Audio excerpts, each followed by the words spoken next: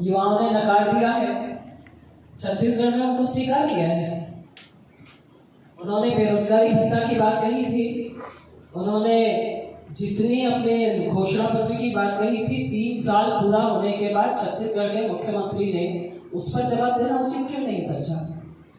मुख्यमंत्री को पहले उस पर जवाब देना चाहिए। हम पर प्रश्न चिन्ह खड़ा करने का नैतिक अधिकार छत्तीसगढ़ के मुख्यमंत्री भूपेश बघेल जी के पास में नहीं है, इसलिए उन्हें प्रश्न चिन्ह नहीं खड़ा करना चाहिए। हम कांग्रेस पार्टी की बात करते हैं, कांग्रेस पार्टी पर हम विचार करते हैं, लेकिन छत्तीसगढ़ के मुख्यमंत्री के पास अब नैतिक अधिकार नहीं बचा है, इसलिए उनकी किसी बात का उत्तर देना, और हर विषय वो पाटन से ही कहते हैं। पूरी दुनिया, छत्तीसगढ़ प्रदेश पूरा केवल पाटन में है, विकास भी वहीं पर है, व्यवस्था भी वहीं पर है, सड़क भी वहीं पर है, तो उससे वो बाहर निकलते ही नहीं है। पाटन से बाहर छत्तीसगढ़ है ही नहीं, तो पूरी दुनिया ही पाटन, उनको वहाँ से नहीं आए होंगे, मैं मान सकती हूँ। जिसकी जैसी सोच होती है उसे वैसा ही दिखाई देता है। मुख्यमंत्री जी को जैसा समझ आ रहा है, मुझे लगता है कि उन्हें एक बार योजना को पढ़ना चाहिए, और जो बात को वो कहना चाह रहे हैं, आज भारत की सेना की औसत आयु 32 वर्ष है, अब वो 24 वर्ष हो जाएगी। युवा 24 वर्ष में रिटायर हो जाएगा, लेकिन उसके लिए बहुत सारे भविष्य खुले हुए हैं। बहुत सी जगहों पर उसे नौकरी मिलेगी, जहाँ पर वो नौकरी करने जा रहा है आने वाले समय पर वहाँ पर वो 25% लोगों को वहाँ स्थायी नौकरी मिलेगी। तो एक बेहतर भविष्य के लिए जिस समय वो शादी विवाह की बात करता है तो नौकरी भी तो खोजता है, बिना नौकरी के कहाँ पे शादी विवाह की बात होती है। मुख्यमंत्री जी को इसे एक अच्छे और सोच और सकारात्मक सोच के साथ लेना चाहिए। बिना पैसे के शादी ब्याह तो माता पिता भी नहीं करना चाहते हैं। मुख्यमंत्री जी छत्तीसगढ़ के युवाओं को किस दिशा में ले जाना चाहते हैं? एक बेहतर भविष्य, एक अच्छा भविष्य, और अगर वो अच्छा है तो उसकी तारीफ़ करिए, अगर अच्छा है तो अपने प्रदेश के युवाओं को उसमें भाग लेने के लिए प्रेरित करिए, ना कि उस पर राजनीति करिए। कांग्रेस के विधायक विक्रम मंडावी जी उस विषय पर कहते हैं कि छत्तीसगढ़ के युवाओं को उद्वेलित होना चाहिए, आप आग लगा दीजिए। इस प्रकार की भाषा में अगर लोग बात करते हैं, विधायक बात करते हैं जो संविधान की शपथ लेते हैं, ऐसे लोग अगर ऐसी बात कहेंगे तो भारत के युवा, छत्तीसगढ़ के युवा उनसे अलग नहीं है। छत्तीसगढ़ के मुख्यमंत्री जी को मैं बार बार कहना चाहूँगी कि उनको बार बार ये भ्रमित करने की राजनीति को छोड़ देना चाहिए। अभी उनका भी कोई भविष्य बहुत अच्छा नहीं है, उनको विचार करना चाहिए। 4 साल चल रहा है, जिन बातों को उन्होंने कहा है वो योजनाएं कहीं लागू नहीं हुई, कोई घोषणा पत्र की बात नहीं लागू हुई। घोषणा पत्र में जो बातों को उन्होंने बेरोजगारी भत्ता की बात कही, आज के दिनांक तक बेरोजगारी भत्ता के लिए हम खोज रहे हैं कि बेरोजगारी भत्ता कितने युवाओं को मिला, कहाँ मिला। शराबबंदी की बात कही, वो नहीं हो पाया।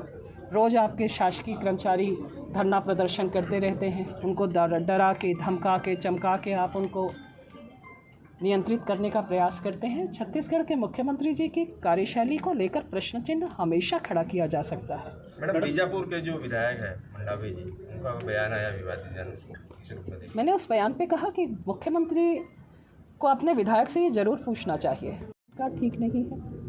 तो मैं मानती हूँ कि मुख्यमंत्री जी को शुरुआत अपने से करना चाहिए और इस विधायक का भी रिपोर्ट कार्ड देखना चाहिए। सीएम भूपेश बघेल और जो क्या इसको लेकर के बीजेपी किसी तरह का एक्शन लेगी, क्योंकि बात ट्रेन को जलाने की हो रही है, बात युवाओं को भड़काने की हो रही है, भड़काऊ भाषण है।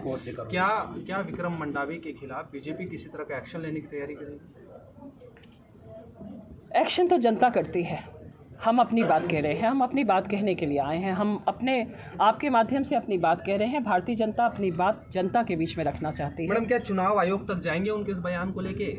बस जो विषय है और जो प्रक्रिया के तहत हो सकता है, निश्चित तौर पर भारतीय जनता पार्टी उस तमाम प्रक्रियाओं का पालन करके अपनी बात को लोकतांत्रिक ढंग से रखने का प्रयास करेगी। विरोध होना चाहिए, आपको अपनी बात रखने का अधिकार होना चाहिए, स्वतंत्रता की अभिव्यक्ति होनी चाहिए, लेकिन सीमा के पार नहीं होनी चाहिए। जो मैडम राजस्थान के स्वास्थ्य मंत्री है, नाम है प्रसादी लाल मीणा, उन्होंने आज एक बयान दिया है सुबह सुबह कि ये जो पूरी घटना हुई है राजस्थान के उदयपुर में, इसके लिए पूरी तरह से बीजेपी रिस्पॉन्सिबल है। बीजेपी के कहने पर ही इस तरह की वो घटनाएं हैं वो होती है। गला जो काटा गया है वो बीजेपी के इशारों पर काटा है। कितनी सहमत है उस मंत्री के बयान से? मैं निंदा करती हूँ अगर मंत्री ने ऐसी बात कही है, और कांग्रेस पार्टी हमेशा से तुष्टीकरण की राजनीति करती रही है, वोट की राजनीति करती रही है, और जो लोग इन्हें वोट देते रहे हैं उनका भी कोई जीवन स्तर बहुत अच्छा नहीं हो पाया है। तो तुष्टीकरण की राजनीति अब पराकाष्ठा पर है। और ये पराकाष्ठा पार हो रही है। जिस प्रदेश में ये घटना घटी है वहाँ के गृह मंत्री, वहाँ के मुख्यमंत्री से ज़रूर सवाल जवाब होना चाहिए और संज्ञान में आना चाहिए ये विषय। अगर वो सरकार अपने नागरिक को सुरक्षा नहीं दे सकती है तो उस सरकार को पद पे रहने का अधिकार नहीं होना चाहिए। मुख्यमंत्री भूपेश बघेल है, वहाँ पे ईडी आईटी से डराया जाता है। महाराष्ट्र एग्जाम्पल है और भी राज्य एग्जाम्पल है। जो मैडम इसी में एक सवाल और देता हूँ। मुख्यमंत्री भूपेश बघेल ने कल कहा था कि ईडी मतलब जो है वो भाजपा के एक अनुषंगिक संगठन हो गया है, इलेक्शन डायरेक्टर कहा जा रहा है उन्हें। कितनी सहमत है? जब राहुल गांधी को आना पड़ा तो वो भाजपा का अनुषंगिक संगठन हो गया, और जब नरेंद्र मोदी जी से 9-9 घंटे मुख्यमंत्री रहते हुए सवाल किया गया तो हमारे मुख्यमंत्री रहते हुए हमारे तत्कालिक प्रधानमंत्री ने तो कभी इस विषय पर प्रश्न चिन्ह नहीं खड़ा किया। उन्होंने कहा कि जो विषय आपको कहने हैं और जो पूछने हैं, और ईमानदारी से कहा। लोगों को बुलाकर भीड़ इकट्ठा कर देश को बताकर एक डर का माहौल बनाकर जो जिस प्रकार से वो पेश हुए, और उन्होंने बाकी विषयों पे जो बात कही वो तो ईडी ही बता पाएंगे। लेकिन मुझे लगता है कि व्यक्ति जब गलत होता है तो तामझाम करता है, और ये तामझाम बार बार वो कर रहे हैं।